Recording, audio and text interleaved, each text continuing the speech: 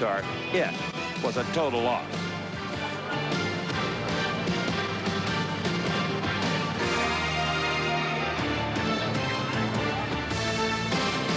In replay, we see R.C. Sherman of Maryland in the near lane. This was qualifying for the Citgo Cajun Nationals in Baton Rouge here at State Capitol Dragway. Sherman's car slowly veered to the right, out of the racing lane, into the marbles, the loose rubbers. There it lost traction. It headed to the left. Sherman trying to regain control, but it is not to be. He appears to have come very close to the wall, maybe have brushed it. Suddenly a right turn, throttle wide open into the rail. The body exits the machine, the parachute lines acting like an umbilical cord to the chassis as Sherman tumbles down the racetrack.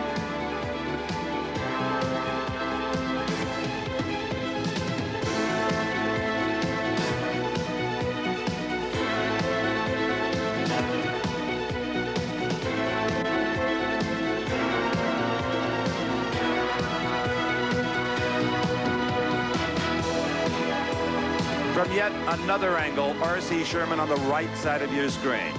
Losing traction, billowing tire smoke, trying to control the car right there. The body touches the guardrail. It shifts and holds the throttle wide open. Well, the car left the line and it felt like it was on a pretty good run, and then it went right a little bit, and then I remember it smoking the tires. And when it smoked the tires, it got a little crooked toward the left guardrail, and I lifted, and when I lifted, it was like I didn't lift. It might have come back to half throttle, or it might have stuck at full throttle. I can't really remember. I went into the left guardrail at a pretty shallow angle, and I was trying to steer it down the racetrack because I figured if I can just keep it in the racetrack, I can do something to get it stopped. But I couldn't keep the car out of the left guardrail. And then once it hit the left guardrail, then it was out of control. And I remembered, the last thing I remember was seeing the right guardrail coming. When I look out of the windshield, I saw the right guardrail coming straight at me, and I knew I was flying. And I said, this isn't going to be pretty. And then I don't remember a thing after that until they were trying to get me out of the car. Whoa. After seeing that with R.C. Sherman, it's time to sit down in the air conditioning and take a deep breath. And no better place to do that than in this incredible lounge built into the front of the #1 Funny Car Qualifiers trailer down the Snake Prud'homme. Now, most of the drivers, the full-time pros anyway, consider this kind of a facility now to be a necessity, not a luxury. And I might add that their wives agree.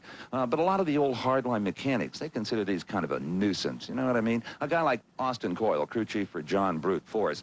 In fact, Paul Page is over at John Force's trailer to show us the business end where Austin lives and works. Well, Steve, by contrast, the truck used by John Force, his crew chief Austin Coyle and the team, about 15 years old, doesn't have any plush carpeting, there's no wood panel on the walls. This baby is made for business. Now, of course, the funny car fits in the back end, but up here in the front section is all the equipment you could ever possibly want. Your parts washer. Down underneath here is your welding equipment. Spare motors are stacked underneath the workbench. Grinding equipment galore. As a matter of fact, if you want your valves ground, well, that can be done right here. A bandsaw, a high-tech contribution, the computer. This is where the data is taken out of the car, displayed up here, and Austin Coyle can decide what changes he may want on the next run. In short, anything that you may want to do to a race car can be done right here. Steve? Well, I've been ousted from my air-conditioned refuge here because Don Prud'homme and crew have had to take their funny car to the staging lanes for round #2. Now, when they get there, as you know, Paul, they will not find John Force because all of Austin Coyle's work was for naught in the back of that trailer. It was John Force smoking the tires earlier today in round #1 against Mark Oswald. Oswald has advanced. Right now, let's go to Big Daddy Don Garlitz on the starting line and see how he sees the day. Steve, it's hot today. The temperature is in the mid-90s, headed for 100 degrees. And besides that, it's very humid, a condition that makes it very difficult for these teams to make horsepower. Add that to the fact that this sun baking down on this racing surface, it's sticky, but it does not have the ability to keep the tire from spinning. So the teams, some of the better ones, have misjudged this racing surface and caused the tires to lose traction. And as the insiders would say, the cars have went up in smoke. The race today is going to be won over there in the pits by the crew chief and the crews, and how they set the tricky clutch that dual stage clutch that comes in at different points down the racetrack, and whether or not it's going to gain traction or lose traction. And it's going to be very difficult to deal with this hot racing surface. Well, thank you, Big Daddy, and we are ready to run at the Cajun Nationals from Baton Rouge, Louisiana. We pick up in Top Fuel, round number 2, as Dennis Forcell is ready to take on Darrell Gwynn. The Citgo Cajun Nationals is the 6th stop on the 19-race NHRA Winston Drag Racing Series Tour, and Darrell Gwynn has notched one of those victories. The Gator Nationals in March down in Florida. Dennis Forcell, accomplishing the burnout here, is still looking for victory lane. Well, you know, Steve, Darrell almost didn't get into this show. It wasn't until the final qualifying session Saturday night that he made the show, but he did get into the top half of the field, so he does have lane choice this morning. And lane choice on a racetrack like this, as Big Daddy said earlier, with the heat and the humidity, conditions can be ever-changing. It's something you'd always like to have in your pocket if you possibly can. Dennis Forcell, a businessman racer from Minneapolis, Minnesota, was a standout in the Sportsman category of top alcohol dragsters for years. His crew chief is Larry Frazier, and periodically throughout the show, we'll be chatting with the crew chiefs right on the starting line. Darrell Gwynn from Miami, Florida, 27 years of age, a full-time pro, a bright young man, with a new crew chief this year, Ken Vinny. They qualified number 8, as Don said, but barely on that last shot did they do it. And Darrell Gwynn is currently 2nd in the point standing for Top Fuel, behind Gary Ormsby, the current points leader. And Darrell Gwynn is also the defending champion here at the Cajuns. That's right, Paul. In fact, he pulled off a hat trick last year, winning 3 in a row, and one of them was right here. There is Larry Frazier, crew chief for Dennis Forcell, leaning in. Don, what's he doing? He's looking in there, going to turn on that switch that starts the computer running. Just as Dennis will stage in the first beam, he will turn the switch on and step back out of the way. They're ready. Green light. An incredible drag race. And the winner is Darrell Gwynn at 5:23 to Dennis Forcell's quicker 5.22.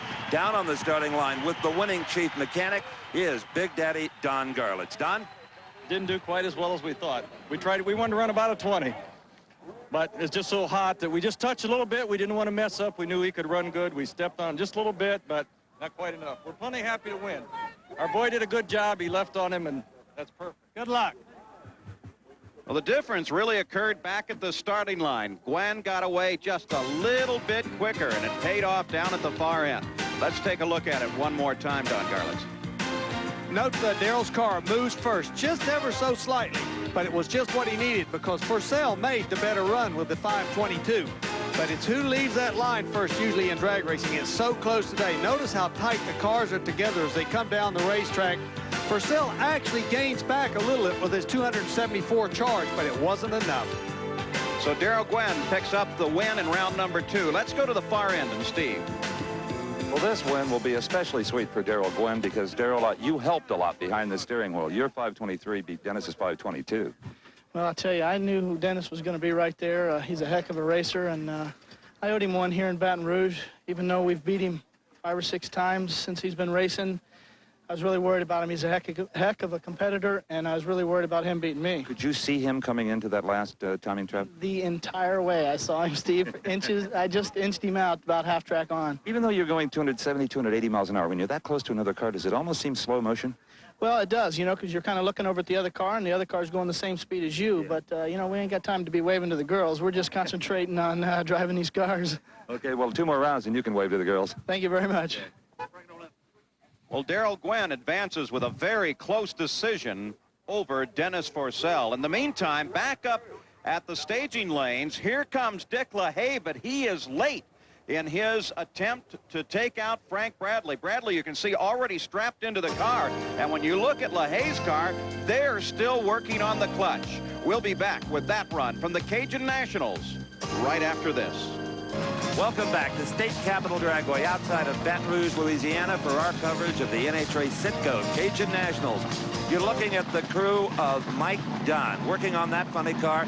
They've got a bit more time. There's Mike just kind of looking on. Normally, he's a very active part of this crew, a hard-working young driver. He'll face off with Quint Bazemore in funny car round number 2, but right now it's time for the next race in round 2 of Top Fuel. I'm Steve Evans along with Paul Page and Don Garlits. at the Cajun Nationals out of Baton Rouge. And Dick Lahaye finally made his appearance on the line and climbed into the car. Whatever they were working on, it looked like the clutch apparently is fixed now, and he is ready to face Frank Bradley as Lahaye makes his burnout. Bradley was a little bit miffed at the fact that Lahaye came up late. Yes, he was. And Don Garlitz, when you have to work this hard in the heat like Dick Lahaye did, that can't be a positive thing. No, it's not positive. In fact, any of this is very unpositive, very negative, in fact, because you're strapped in these cars, you're hot, you're just not thinking right. It'd be amazing to me if Frank Bradley's not an hour early or an hour late. You know, down at the far end, the drivers get out of the cars, even on a nice, pleasant day, and they're perspiring, they're breathing heavily. I think that they forget to breathe in these cars, Don, when they're going through the burnout and backup process. You don't breathe very much. In fact, as you go up to the stage, you hold your breath for the whole rest of the race. And I think we just saw a little bit of that tension and some of that fatigue on the face of Kim Lahaye.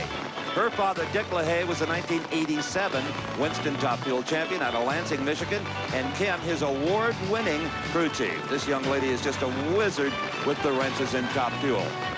Now, Frank Bradley makes most of the tuning decisions himself, but the man who executes so well is his crew chief, Kim Connerty. We also might want to mention here that it was Dick Lahaye who eliminated the #1 qualifier, Frank Cook, back in round #1. A man, a real veteran at this racetrack with a spindly old car, picked up a lot of bonus money qualifying #1, but his dream of victory went out a bit earlier today. We have a very hot day, a very humid day in Baton Rouge. Don Garlitz, what kind of changes you have to make on the car when that happens to you? Well, it's very difficult to burn this nitromethane because it doesn't have enough oxygen in the air, too much water. They're away. It was Lahaye who moved first, near lane. And the wind light calls it for Dick Lahaye. Kim, I think, had her doubts there for a minute, as I'm sure her father did, as he ran a 5.22 second elapsed time to Bradley's quicker 5:19, the second whole shot in a row, Paul. But, of course, what makes the difference is who gets to the far end first. In this case, it was Dick Lahaye. You notice as they come off the line, Lahaye did move a lot faster in the whole shot. Then Bradley got going, and Lahaye drifted over toward the center line just a bit. Coming to the finish, Lahaye's whole shot paid off. Bradley is right there. But Lahaye got to the finish line about 3 feet ahead of Bradley. That despite the fact that Bradley ran a quicker quarter mile. Here's Steve. Well, we talk so much about all of the technology in these cars, all the money that is spent on them, the talented crew chiefs. But in the first 2 races here in the second round, it is boiled down to the men that drive them. The second hole shot this time, your 22 beats Frank's 19. Oh, my goodness. Thank you, Steve. We needed something. We've been struggling all weekend here and can't get a hold of this racetrack. And thank the Lord he was with my reflexes. You know, you were still working on the car in the staging lanes. It looked like quite a family thrash. Well, the thing that happened was there was a clutch change being made and a part got dropped down inside the bow housing and we couldn't get it out and couldn't find it. And you know that we can't run it for safety factors with a piece flying around inside of there, and we had to find it. That's what the holdup was. Well, it all paid off for you. Great driving. Thank you very much, Steve. Boy, that had to drive the crew a little frantic back there, and you're talking a family operation. The eyes, of course, belong to Laurie Johns. Top Fuel, round #2, as Laurie is ready to face Frank Hawley. And who taught Laurie Johns how to drive a high-powered drag racing machine? Well, the man in the other lane, Frank Hawley, the owner of the drag racing school down in Florida. Hawley now back into full-time drag racing, driving the Top Fuel dragster of Larry Minor. Interesting combination, Don. I guess the big question here is the teacher going to get a lesson from the student, Steve? Well, Frank Hawley, a 2-time funny car champion, yet to have scored big with the Top Fuel dragster. His crew chief is Bill Walter. This is a new combination. They're just kind of working out the bugs, driver and crew. Now, earlier, though, in round #1, this man, Gary Ormsby, Roseville, California, who has won 3 of the 5 NHRA drag races so far, thanks to a lot of help from his crew chief, Lee Beard. Well, he experienced something, this was earlier today, that has not happened to this race car since it was manufactured, since it debuted back in February in Pomona at the Winter Nationals. It smoked the tires. This car has been glued to every racetrack, and that's good news for the competition, Don Garlitz. And that 514 he just turned is bad news for the competition. Well, 2 things happened here in the first round in that race. Gary Ormsby, for the first time in the history of that race car, all year long smoked the tires, and you, Frank Hawley, are now the quickest guy in the place at 514. Well, you know, John and Willie and Mark and Kelly and the guys have been, we haven't been real heroes the last few weeks. And and they've been working at it steady, and I think that's one of the keys. We went into the first round with not what we really thought would be a low ET combination. We just wanted to be consistent, and it turned out a little better than we thought, so we're going to try round 2 now. Well, round number 1 was a fairly interesting confrontation for Lori Johns as well. She qualified number 6 with a 5:20. Her crew chief, of course, is Larry Meyer. The car really performing well, took on one of the big guns in the sport, Eddie Hill, who was surprisingly the 14th qualifier. That car, of course, is controlled by Buzzy Carter. They put their car on the line against Johns. I think almost everybody would have bet for Eddie Hill, but take a look at what happened. Eddie Hill was off the mark first by only 1/100th of a second, though. And imagine there's 30 years difference in age between these two drivers. At the far end, Lori Johns won it with a 5:26 to Eddie Hill's disappointed 5.29 seconds. That's how Lori Johns got to this point. Well, to Lori Johns right now, I don't think there's any heat. There's no humidity. There's only the thrill of beating Eddie Hill. That's right, Eddie the Thrill Hill. He'll always give you one, won't he? Well, you gave him one, a 5:26. Oh, my God. That's just fantastic. I was a little nervous about that one, and you can imagine why. But Larry Meyer, my crew chief, said we hopped her up for you, Lori. Boy, it... I'm happy. And that victory brings Lori Johns into round 2 of Top Fuel to face Frank Hawley. Hawley over in the far lane, Lori Johns in the near lane, and we've seen some mighty close Top Fuel racing. Will it happen again? Hawley gets the advantage off of the line, and Frank Hawley picks up the win. Only by 1/100th of a second, a 5:33 to a 5:34. But Hawley very alert off the mark, and that made the margin of victory even greater. Don? Fell off with a 33, Willie. What do you think? Dropped the cylinder on the line. We got a little too much barrel valve in it to cool it off at idle, and it's a little too wet and dripping fuel in front of the tire, and dropped that hole, Don. Okay, Don, you want to give us a translation of that one? The motor was too rich, and fuel come out of the pipes and was getting under the tires. So the fuel getting on the tires causing the tires to slip. Boy, he could have lost that one. Here is Connie Coletta, fired up, ready to go. Top Fuel, round number 2, and he will face Gene Snow. The crew chief, Chris Eckert, indicates to the crewman there that there's a fuel leak. You can see the fuel sloshing out of the barrel valve. Gene Snow is going to go ahead and make the burnout, though. But you know, the starting line crew under the direction of Chief Starter Buster Couch, they're very sensitive to things like fuel leaks. A fuel leak, in many ways, not as bad as an oil leak because the fuel tends to evaporate in the air, but it's something they're going to have to get a handle on, or that car may not leave the starting line. Yeah, because Buster does have the right to shut the car off anytime he likes. And Gene Snow, in fact, neither driver accomplished a particularly good burnout. Well, there he is. That's the face of the only man in drag racing to ever top 290 miles per hour. He did it this year with some help from this man, crew chief Mike Garrison. They qualified number 7, Coletta and crew. And Gene Snow, a man who may have a problem out there from Fort Worth, Texas. Snow is the man who debuted the high gear only setup at this race a year ago, along with a lot of help from his crew chief Chris Eckert. And now there is not a qualified Top Fuel car, Don Garlitz, with a transmission. And here we see the old rag trick. Well, you can actually see the fuel dripping out of the injector down there, and they're putting, see it? Look at it running. That could be quite a bit of a problem. It's a small O-ring in there is causing this problem, and it dries out and allows that fuel to come by. Buster Couch is motioning the crew to get away from the car. And they launch at Coletta with a giant wheel stand as Gene Snow rockets through the trap with a 5:30. Coletta totally out of the ballpark as he picks the front wheels up off the ground at the starting line and then still spins the rear tires. Let's take a look at this, Big Daddy. We see Coletta immediately leave the line. The wheels come up, unloads the rear tires, and he goes into smoke and lifts very quickly. It was a good thing, too, because Snow had some trouble with all that barrel valve fooling around on the starting line. He dropped the cylinder, and the performance of the car fell off to a 5:30. So as a result of action in the second round of Top Fuel, Dick Lahaye will face Gene Snow. Lahaye will have lane choice, and Frank Hawley will take on Darrell Gwen. Gwen will have his choice of lanes here at the Cajun Nationals.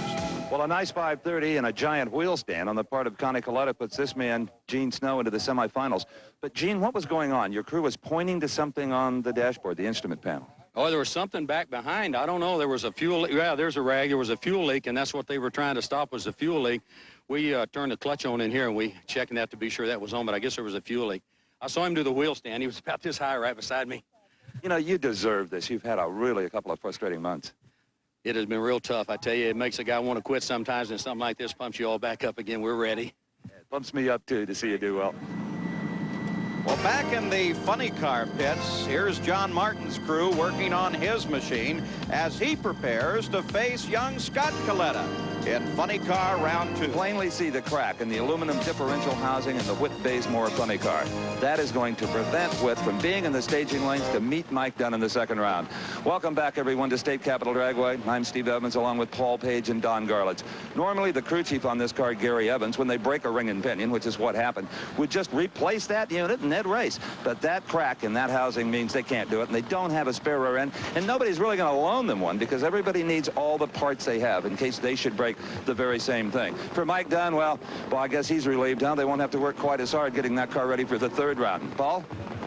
Mike Dunn certainly picks up the advantage. He has a bye run, but of course, he still wants to run it as hard as he can. He takes a little dry hop, Don. Well, that means he's got a 2-speed transmission, and that kind of puts him back into the dark ages, but the car runs real well. A couple of other interesting things about this car: it has no computer on it and very little electronics. Mike Dunn actually has his own brake lockup if he wants to apply brakes a little bit to start with to help stop it from spinning the wheels. Also, he shifts the transmission, and he starts the clutch lockup. And with all those supposed handicaps, Mike Dunn of Ontario, California, won this year's Southern Nationals. And the crew chief on that car, Gary Slusher, who has been around drag racing as long as there has been drag racing. So it's a single run for Mike Dunn. I bet he goes all out, Don. Sure he will, because he's going to want lane choice. You know, he may be the last driver left in drag racing. Oh, and the car smokes the tires horribly. That will probably cost him lane choice. But sometimes on a single run, the driver, the crew figures, well, we can experiment a little bit. We can find out just exactly how much a particular lane of the racetrack will take because we can't lose. Don is at the line. Well, what do you think? It smoked him out there pretty good. Yeah, just too much clutch in it right now for that round. So that's exactly what they were doing. They wanted to find out how much clutch they could use in that far lane. At that point, a little too much. So now they'll go back and make the adjustment. Here's the #1 qualifier, Don Perdome, who has lane choice, and he's decided for that far lane as he comes up to face Bruce Larson. And they are in a big hurry, this crew. Bruce Larson didn't start his car until after Don Perdome had done his burnout. Larson, a true sporting kind of a racer, does not want to inconvenience Perdome. Worse yet, Don Garlitz, he does not want to be accused of a burn down, getting the other driver's engine too hot. And you know, Don Perdome is very sensitive about that. He doesn't like to think that the guys are trying to burn him down, or else he'll burn them down. Well, the difference of maybe 20 or 30 degrees in water temperature could mean a few extra 100 horsepower, which you don't need on this racetrack. The Pontiac body car you're looking at, Don the Snake Perdome, the #1 qualifier. He had a single in round 1 because of the RC Sherman incident. He would have faced Sherman, his crew chief, a young guy out of the San Fernando Valley, Mike Klober. Now, Bruce Larson, winner at the Winter Nationals, runner-up on 2 other occasions. He is the Winston points leader, but he's seeing that advantage being whittled away at. Maynard Yingst, his crew chief, has worked as hard as anybody this year because they have broken a tremendous amount of parts. So Bruce Larson back up in position. The escape hatch finally closed. Don Perdome in the far lane. Qualified #1 with a 5:38. Then he came back, Paul, in the first round, run 5:43, which was the low of the round. So he's very strong today.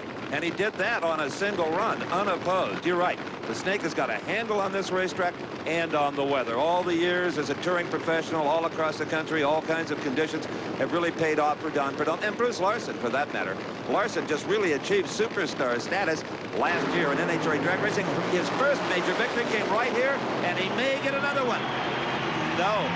Don Perdome by a clean car length at another fine 5:44 to a losing 5.50. Let's go to Don at the starting line. 5:44 is the Snake on a mark. We actually wanted to run a little better than that, but it's hot out. We're satisfied with that, and I have to give a lot of credit to our crew. We don't have any stars on our crew with the exception of Snake, and it's just a real big team effort from all of us. We're real happy to be here and go this far, and hopefully we'll see you guys in the final. So Mike Klober goes to join the rest of his crew for the ride down to the far end to pick up Don Perdome and begin preparations for their next round in funny car.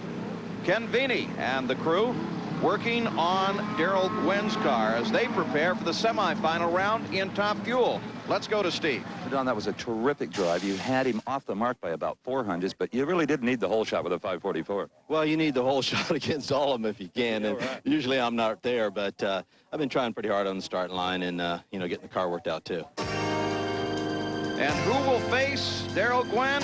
Well, none other than Frank Holly in the Top Fuel semifinal round.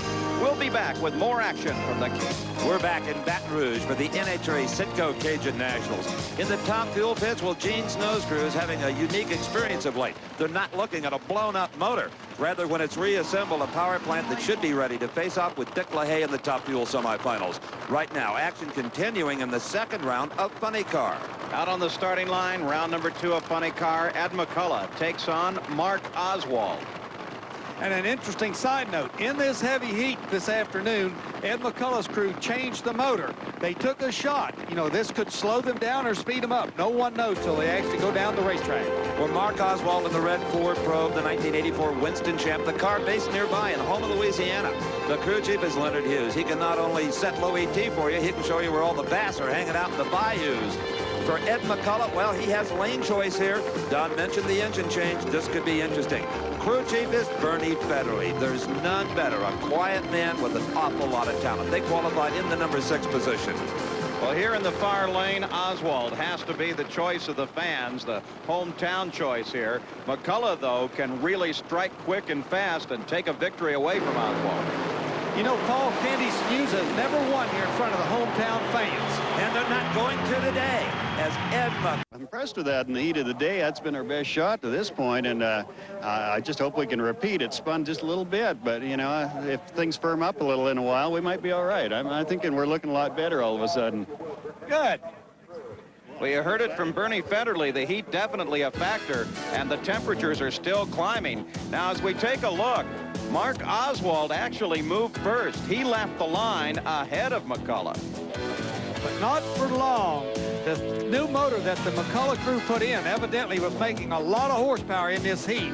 Found a good combination for this afternoon, and you can just keep it. Just kept right on charging. Ran a 269-mile-an-hour top speed. Let's go to Steve. Well, Ed McCullough, you have silenced the hometown fans for the Candies and Hughes team with a nice 546. That's right in there. Well, you know, more power to the Candies guys. You know, I mean, they're a great bunch of guys. I'm sorry we're in their home turf, but we needed to beat them. You know, we worked too hard for this round. We had to change motors after the first round, so the crew, Bernie and Corey and Chris and all the guys jumped in and got the motor changed, and it worked fine. So the hometown nemesis strikes Mark Oswald once again. Continuing in round 2 of Funny Car, there was Scott Coletta as he's ready to take on John Martin. Martin had the lane choice coming into this round. He decided the near lane is a little bit brighter. Well, it depends on your particular combination and how you like to run your car as to which lane you're in. And if you're winning in a lane, you tend to try to stay there if at all possible, even though it may not be popular with the competition. Scott Coletta, one of the few Funny Car drivers. In fact, only he and Mike Dunn have ever topped 280 miles per hour in one of these cars. And maybe the reason is the crew chief is the fastest driver ever at 290, his father, Connie Coletta. John Martin, an independent team from San Dimas, California, do a tremendous job and get a lot of help from this young man, Jim Brock, a second-generation drag racer. Now, how did Martin get to this round? Well, he got here by facing a world champion, Kenny Bernstein. Bernstein and the machine obviously controlled by the genius of Dale Armstrong. Qualified number 4 with a 550. But this was back at round number 1 as Martin came up to face Kenny Bernstein. Now watch carefully as Bernstein executed the burnout. Right there, you can see some parts and pieces underneath the car, oil under the tires. I talked to Kenny right after this incident in the pits. Well, Kenny, this crew was on such a tremendous high after winning in Memphis, pulling within less than 300 points of Bruce Larson, and to lose a motor on a burnout. Ooh.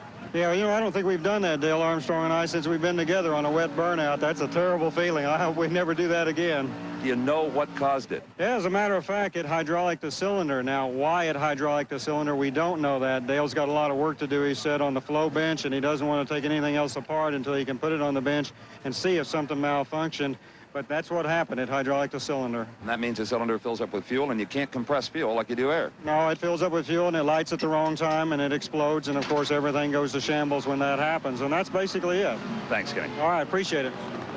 Some mighty expensive holes in that engine, and it was to the good fortune of John Martin, who was able to move to this round number 2, ready to face Scott Coletta. One thing you know when you race Scott Coletta is if he's behind you, he may not stay there for long, because this car makes a tremendous charge the last 400 or 500 feet. Yeah, that's one of the last things they always tell the driver facing Scott. Don't shut off early. He may be right there. Yep, and there is Coletta, but he's got too much power on this day. The right lane again becomes a bit suspicious. Up in smoke goes Coletta. Martin wins it at 5.71 seconds, 249 miles per hour. Not the best run of the day, but it did get him to the semifinal round. And Don is with his crew chief, Jim Prock. Don? Well, a 571, not the best, but you're still in there. Yeah, we got a little lucky first round. I think we had a clutch problem that time, but we'll fix it. We'll be back. So Martin's victory sets the stage for the semifinal round in Funny Car, where John Martin will face Ed the Ace McCullough. McCullough will have lane choice. And Mike Dunn will take on Don Perdone. The Snake will have his choice of lanes. We'll be back with more from the Citgo Cajun Nationals just outside Baton Rouge, Louisiana, where it is sweltering hot. I'm Paul Page with Don Garlitz and Steve Evans, who's down in the hot pits. NHRA official Lex Dudas is in Frank Hawley's pit. Frank is saying, I'll be there on time. I will be in the car. Now, what's happened here is, first of all, they were overjoyed. They found their performance problem. The line from the blower to the computer had fallen off, hence reducing the boost. Then they got the whole thing together, and in the bell housing, the throwout bearing that operates the clutch phases fell off. They heard it go funk in the bell housing. So the bell housing had to come back off of the engine, the entire clutch be reassembled. We ran over here just in time to catch this, you guys. But Hawley is confident he'll make it into the lanes. In fact, he's trying to help the crew out with some of the last-minute details himself, something he usually doesn't do. But they do have a full-bore thrash underway in Hawley's pits. In the meantime, out on the line, we're ready for some of the closest drag racing in NHRA. It's the Pro Stock, as Kenny Delco is ready to take on Butch Leal. You're right, Paul. This is definitely a category that has the fans right on the edge of their seat. Sometimes in the 16-car field from 1st to 16th might not be more than 2 or 3 hundredths of a second. This is Kenny Delco, a New Yorker who in round number 1 defeated Mark Powick. He's up against the whole shot artist Butch Leal from Blacklick, Ohio, who knocked Don Beverly out of the program earlier today in the initial round. These are a pair of Pontiac Trans Ams, 500 cubic inches, 4-speed transmissions, racing gasoline pouring through 2 huge 4-barrel carburetors. Kenny Delco draws a red light, trying to get a starting line advantage over the ever-quick Butch Leal, but it's to no avail, giving Butch Leal the race. That's right. If those front wheels leave that electronic beam before the green light circuit is complete, you automatically get a red, and you are automatically out of here. Okay, here is the next pair in Pro Stock eliminations. We're in round number 2. Bruce Allen in the far lane in the Chevrolet Beretta, and he will be up against a resurgent Ricky Smith. Smith, for a season or 2, tried to emulate Bob Glidden with a Ford Thunderbird, just could not win a race. His career was in real trouble. He went back to the General Motors Power, and he is A-OK. Bruce Allen qualified in the number 1 position, and he is also the defending champion. 7.41 seconds, and he beat Frank Iaconio in round number 1. Now, earlier today, it was this man, Ricky Smith, who defeated Warren Johnson's Oldsmobile. Smith qualified in the 13th spot at 7:48. So here, 1 to 13, Don Garlitz, is only 7/100 of a second. That's incredible. It gives them a chance. Anybody can win in this Pro Stock. Now, who's going to win this one? It is Ricky Smith near lane in the Trans Am, the Beretta in the far lane of Bruce Allen. It is no contest. The Texas team of Rare and Morrison, the yellow and white Beretta, win it at 7:55 to a losing 7:68. And Allen at 183 miles an hour. That's making a lot of horsepower considering the tremendously high temperatures here in Louisiana today. Now on the line, Joe Fulgore and Ken Koretsky, the Trans Am versus the Beretta. Joe Fulgore was one of the slower qualifiers, in fact, in the 15th position. But still, his 7:49 in round number 1 beat the popular Dodge of Darrell Alderman. Quite an upset there. Kenny Koretsky qualified 11th at 7:48. And you talk about your upsets. Bob Glidden, who has won 4 out of 5 Pro Stock races this year, the many-time Winston champ from Whiteland, Indiana. Glidden was in the near lane. Koretsky was over on the far side. Koretsky had been bragging a little bit earlier, maybe just building his own confidence, that he would beat Glidden. something hardly anyone has done this year, and Kenny Korecki has never done. We were on board with Bob Glidden. Now look to the right. There goes the yellow car. Korecki. Glidden shuts it off with some problems. Kenny Korecki, one of the biggest upsets of the year so far in Winston drag racing. Well, here is a young man who has been struggling to make it as a pro stock racer. You've never been cocky before, but this morning you were saying, I'm going to beat Glidden, I'm going to beat him, and you did. Well, I had nothing to lose and everything to gain, and just went for it at the tree. The car shook and just drove it on through. You knew that this string would come to an end ultimately, but I don't think even you thought it would be in the first round of a national event. Well, you never know about that, Steve. Anyone who qualifies can certainly win the race, and on a track that's as treacherous as this track is, you never know what's going to happen. Even though Korecki had a pretty sizable hole shot, it appeared at first that you had the performance to make up for that. You know, apparently when he jumped in, the tree came on. We were both late, of course, and I was extremely late, but it would not have mattered. Our car moved 3 or 4 feet and went into violent shake. So it wouldn't have mattered what had happened on the starting line. Surprisingly, Glidden out in round 1, and Kenny Korecki is really pumped as he inches up to take on Joe Fulgore. So it's a Trans Am in the far lane, the Beretta in the near lane. The RPMs come up to over 7,000, between 7,000 and 8,000, and away they go. Kenny Korecki, maybe still operating on a bit of an adrenaline high after the Glidden upset has red lighted. He foul started. Joe Fulgore gets there first anyway at 7:66. So Kenny Korecki in the yellow Beretta had his moment in the spotlight, but now the humbling occurrence of losing on a foul start. He heads back to the trailer. We continue with Pro Stock. And at the starting line, the Trans Am of Morris Johnson is ready to face this car, the Oldsmobile of Larry Morgan. And you just saw that tire melting burnout. They sit there stationary for a few seconds before they release the line lock that holds the front brakes and crawl away from that smoke. It's a wonder they don't blow these tires right off of the wheels, the kind of heat that they create. Morris Johnson Jr., he's been in the NHRA National Event Victory Circle from Richmond, Virginia with his Trans Am. And here's Larry Morgan, who's a supreme engine builder and is making a lot of power with the Oldsmobile power plant. So it'll be Morgan in the near lane, and Mojo Jr., as some call him, including yours truly, will be in the far lane. This is a good matchup here. And a good, clean staging process. They both move up, get all 4 lights on, and away they go. Morgan in the Olds. Johnson the Trans Am. It is Oldsmobile by 3/4 of a car length. Larry Morgan, 751, 183 miles per hour to a losing 754. So that will set up the pairings for the semifinal round in Pro Stock. Larry Morgan will have lane choice over Butch Leal. Lane choice not as important for the Pro Stock cars as it is with the nitro burners. Bruce Allen, what a day he's having. Joe Fulgore will be in the opposite lane when the two get together in the semis. Allen will have the lane choice.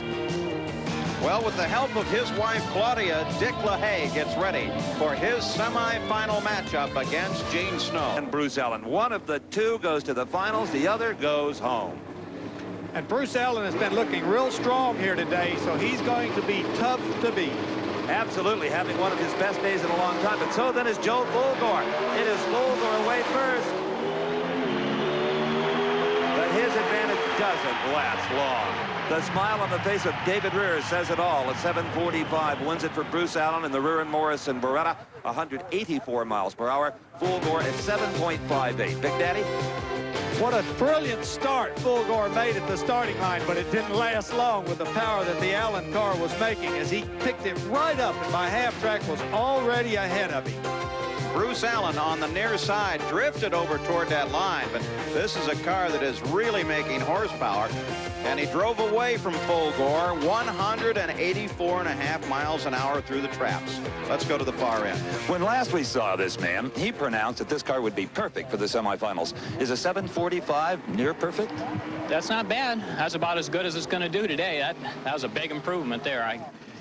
They scraped the starting line. That made it a little bit better for us. We just got down through there a lot better.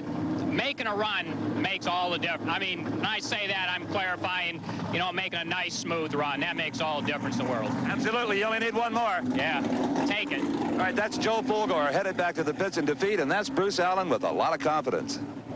Well, the heat is still a factor, and lane choice is still critical. So now, who will Bruce Allen meet? Will it be this man, Larry Morgan, as he comes up to face one of the best guys on the starting line in the business, and that, of course, is none other than Butch Leal. And we have asked Butch Leal so many times, why are you so consistently good? And he can't even explain it.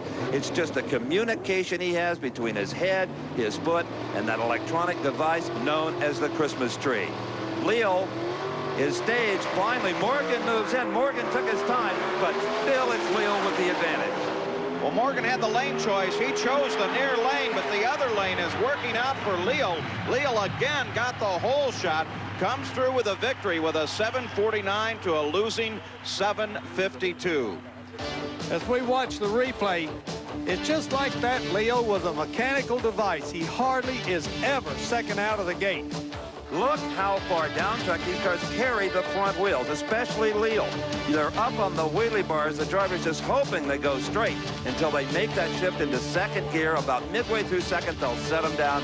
Now you can steer it with a steering wheel instead of just raw courage. And with Leal's victory over Larry Morgan, the stage is now set for the final rounds in all categories.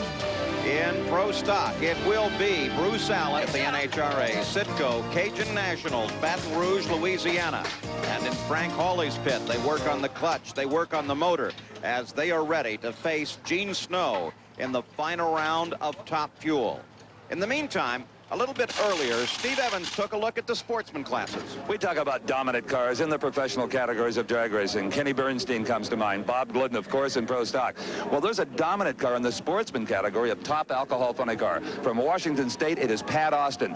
This car and driver have won 18 NHRA championship events. For the second year in a row, they carry the #1, the Winston champions in '87 and '88. It looks exactly like a nitro funny car, but there's a lot of differences. A 2-speed transmission, no nitro obviously allowed in the tank, a lot of rules and regulations that these guys have to live up to. Pat Austin again made a final round here at the Cajun Nationals. Did he make it 19? Well, let's have a look at that race and also the rest of the Sportsman categories. There's Pat Austin on the near side, some of the biggest engines in drag racing, but a great big red light. Very unusual situation for a long-term veteran like Pat Austin. Gary Rattel took the win.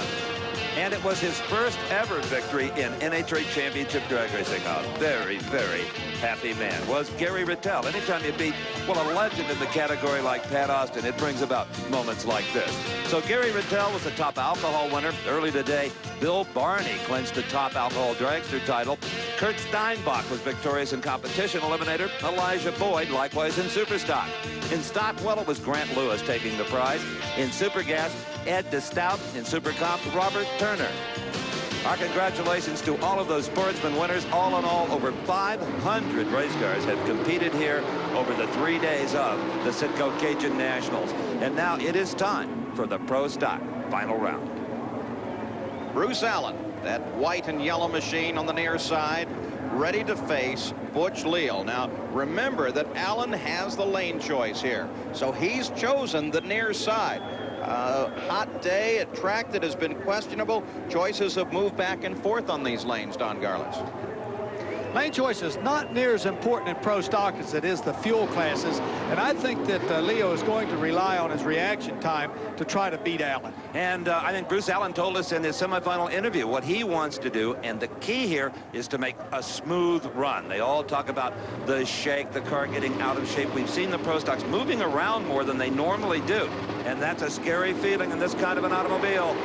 Bruce Allen near lane. Leal is away first, but not by much. What a Pro Stock final. Bruce Allen out-muscles Butch Leal. 7:45 to a losing 7:51. The whole shot for Leal, well, it just wasn't quite enough. Well, you boys did it again. Yeah, we're real happy. We needed this one. Last time we won was last year down here. We've been working real hard and done a lot of testing this winter, and it's starting to pay off. Well, you ran real good and consistent. That's what it takes. Yeah, well, we finally figured out a little bit on the clutch, I guess, and dropped out of the 50s down into the 40s, and that's what made the difference. Congratulations. Thanks, Don. Hey, this is our lucky track. We've had all kind of problems down here from time to time, and we end up just winning this race, and just a lucky place for us. We love it down here. I want to Great. say one more thing. Bruce just did a tremendous job of driving today. Thanks. So a repeat victory for Bruce Allen here at the Cajun Nationals. Now, you see that Butch Leal got away first, but we're talking some superlative power in that machine on the near lane. And it was Bruce Allen that was able to just overpower and outspeed Butch Leal and come to the finish line first and pick up a victory here at the Cajun Nationals in Baton Rouge. Let's go to the far end now. Here's Steve Evans. From the very beginning of the day, when we first talked to Bruce Allen, you could kind of see the Cajun Nationals logo in your eyes. This was your race. You believe it? Man, I'm happy. That's great. Lots of power. Yeah, Buddy and Dave done wonders with the car today. You could tell for the first 2 runs we weren't doing too good, and they got the car working good. I can't say enough about them. The experience of knowing what to do makes all the difference in the world. I'm glad this old Levi Garrett Chevrolet finally pulled us through to a race. Butch Leal, the payback here may not come on the drag strip. It may come on the golf links tomorrow. He's liable to beat your brains out, Butch. Well, I tell you one thing. They were really, Reardon Morrison team with Bruce driving today did a great job, and I did the best I could. And right in the middle, he just took off on me. And I'm just glad to be in the final with Bruce today. And we'll get him to come next Wednesday at the golf course. He beat me here I won last year. The year before that, he beat me in the final. So we get down here occasionally. Bruce Allen earned this one all the way, all the day. Bruce Allen takes the win in pro stock. Still the final rounds in funny. The important Winston points are about to be decided in Funny Car Eliminator here at the NHRA Citgo Cajun Nationals. I'm Steve Evans along with Paul Page, Big Daddy Don Garlett, and that is Mike Dunn, the world's fastest funny car driver. He holds the NHRA record at 280 miles per hour, but it's elapsed times that win drag races, Don. That's right, and John Martin is going to be facing him. And believe it or not, Martin comes into this round with lane choice. That's right. He has not overpowered the racetrack or had any mechanical problems as so many people have had. Well, the temperatures have been absolutely critical here today, and some of the abuse the lanes have taken because of the temperatures makes those decisions very, very difficult. And Martin has decided on the far lane. The reason for that is 2 very important cars in the previous round, and funny car smoked over in the near lane. That's right, and I think Mike Dunn right now is glad he has a car that is not on autopilot. He can do some things if it loses traction. That's exactly right, Steve. He has the only funny car in the field that the driver can actually change a decision down course. All the others are automatic. The driver does nothing but put the pedal on the wood, and all of the timers take care of everything. But Dunn is actually making decisions going down track. And if he has to, he can kind of pussyfoot, baby that car off the starting line. You can't do it with an automatic car because it's going all the way down with the pedal that activates all the clutch sequences. Look at Mike Dunn. He is running away with it. John Martin with mechanical problems. Mike Dunn becomes the first repeat winner, really, of this season at 5.63 seconds, 268 miles per hour. Well, still no Nationals victory for John Martin, but nevertheless, he was in the final round. Let's go to Don Garlett on the start line. Well, it looks like it paid off staying with it. Yeah, we just did what we had to do. Long, hot day for Gary Slusser, but they got the job done with Mike Dunn's victory. So let's take one more look at the final run in funny car. Martin on the far side, Dunn on the near side, and you can see almost immediately something wrong with Martin's car. And Mike Dunn, of course, is aware of that as well, as he just powers right down to the far end. No problems whatsoever. And Mike Dunn scores the win here at Baton Rouge. Well, there it is, the face of the only driver in NHRA drag racing this year to win 2 titles. Mike Dunn, great job. A smart race. Yeah, it felt good. We got a few breaks, and we just took one race at a time. We didn't want to beat ourselves, and it's still pretty hard to do. We try not to make any mistakes. Crew chief Gary Slusher and Joe Paisano, they did a good job. I mean, this crew, we don't give up. I mean, we'll go as hard as we can, whatever it takes to win the race. You told me before you went to the line that you hopped the car up, even though you smoked the tires around before, and I don't understand that logic. Well, we had a problem making it through the transition in the right lane. We could not make it through there. So we decided to hop it up and give it a little break. And I just held a little break, and we figured it would run probably decent enough to win the race if he didn't step up a whole bunch. And basically that's what it did. And you've won a lot of Winston points, even though you said early on that you're not in this full tour. The points you're getting, maybe you ought to be. Well, yeah, I think now maybe Joe, he might have the hook in a little deeper this time. And then I think we'll be running more races, and that'll be good. With the JP1 Oldsmobile and all our sponsors, Valvoline, all the ones you see here, is good. And I want to say hi to my little girl Samantha and Sandy, and you know, Daddy will be able to buy some more presents, and we'll be okay. Okay. Thank you, Mike Dunn. Well, Mike Dunn already has a few of the dollars spent and definitely very happy with that victory. One more race to run. The final in Top Fuel as Gene Snow is ready to face Frank Hawley. And what you see in the atmosphere, that is not tire smoke, Don Garlitz. That looks like raw fuel.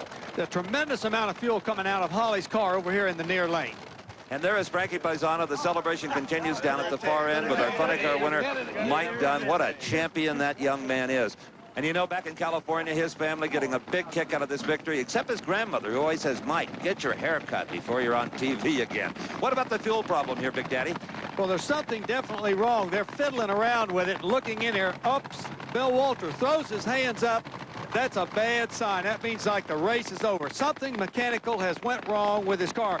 Even the crew chief for Gene Snow recognizes the problem. That's right. Chris Eckert looked over there and saw, but wait a minute, they're going to stage the Hawley car. What do you think, Don? Just stage and hope something bad happens to Snow?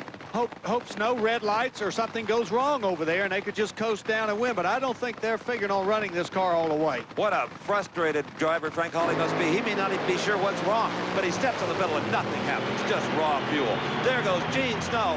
Oh, my. Hawley would have been hard-pressed to beat another 5:16. 268.41 miles per hour for the Top Fuel champion, and there is Frank Hawley in defeat. 5:16 on the final. What can you say? There is nothing. That was excellent. Excellent. We're so happy. The crew did such a good job. We had the help of Clayton Harris the last couple rounds. We really needed it. It's going to be a real morale for us, Booster. It's just excellent. Well, you put on a real good show here today, and the people enjoyed it. Well, I hope so. We try. I mean, we spend as much time and effort as we can doing this. I mean, that's what we do. Are you happy when Gene said, take it apart and look at it? That didn't bother me. It just, the clutch deal, it was time to take it apart and service it. And I was afraid it'd take some extra time. But it didn't. So everything was fine. Well, congratulations. Thank you. Thank you. Chris Eckert, nice young man. Don, when we take a look at the replay here, what do you think happened? Well, the boost went away on Hawley's car. They lost the blower drive pulley on the bottom and sheared the center out of it. It was still turning slowly, but not fast enough to make any boost. So when Hawley stepped on the throttle, there was no manifold pressure, just raw fuel, allowing Gene Snow to go to victory. Gene Snow is well known in this sport as an innovator. Translate that into tinkerer. If he runs 5:16, he wants to run 3:16. The crew handcuffed him in the trailer. Don't change a thing, right? It paid off. I have been known to change a few things, but this baby was giving me such good runs and stuff that I couldn't resist. We left it alone. Tell me about the run itself. By the way, it duplicated 5:16. Did it really? 5:16? That's really, really good. The guys worked real hard. Chris Eckert, my crew chief, as you guys all know, has done a real good job keeping it consistent. My sponsors, and everything's worked out real good. This boy didn't think he could win one. Here it is. We've done it. You did a heck of a job in the computer room telling them what to do. Well, it works out good. It's a team effort. I guess that's the name of the game. Can you still win the championship? I don't know. We need to win about 6 or 7 of them. I hope this is a start. We do, too. Gene Snow, the Cajun Nationals champ. So our congratulations to Gene Snow and all the winners at the Cajun Nationals. I'm Paul Page for Steve Evans and Don Garlitz. So long from Louisiana.